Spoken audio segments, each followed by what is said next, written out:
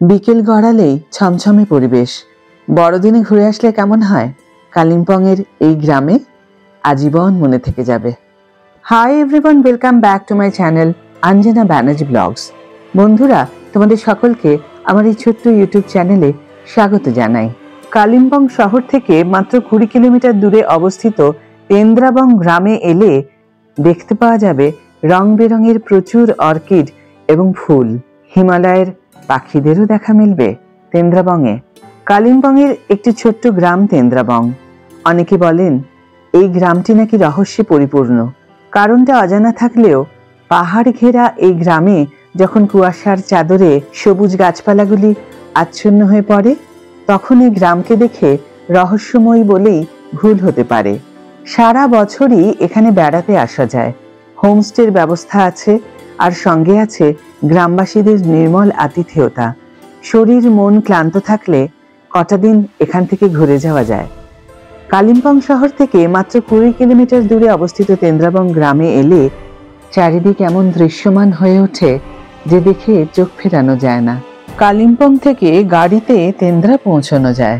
নেওরা ভ্যালির কোলে অবস্থিত হওয়ার কারণে হিমালয়ের পাখিদের দেখাও মিলবে তেন্দ্রাবংয়ে। পাইনে ঘেরা সবুজ জঙ্গলের ধারে বসে থাকলে সকাল থেকে সেই সব পাখিদের ডাক শুনতে পাওয়া যাবে। বার্ড ওয়াচিং এর জন্য সেরা জায়গা এই তেন্দ্রাবং। আর যদি অ্যাডভেঞ্চার ভালোবাসা হয়, তাহলে কাছে পিঠের কোনো পাহাড়ি গ্রাম থেকে হাইকিংও করতে পারা যায়।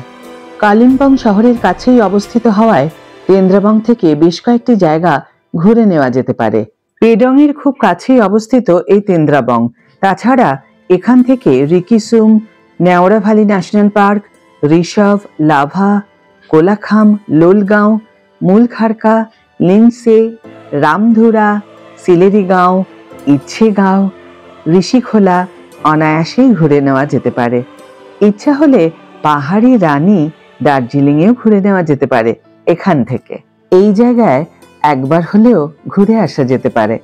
এখানে হোমস্টেতে বসে মেঘ রোদ দূরের খেলা দেখতে বেশ লাগে।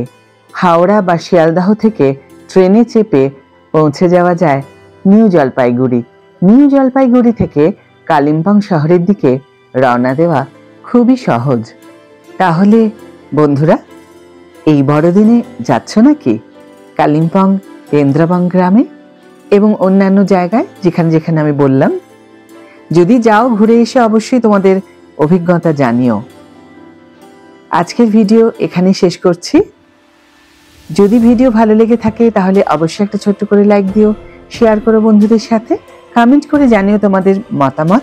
যারা এখন আমার চ্যানেলটিকে সাবস্ক্রাইব করোনি তারা অবশ্যই চ্যানেলটিকে সাবস্ক্রাইব করে আমার পাশে থেকো। আর যারা অলরেডি সাবস্ক্রাইব করে দিয়েছো তাদের জন্য আমার অনেক অনেক অনেক ভালোবাসা এবং অনেক ধন্যবাদ। আজ তাহলে বিদায় বন্ধু, দেখা হবে পরের ভিডিওতে। ভালো থেকো, সুস্থ থেকো, সঙ্গে থেকো।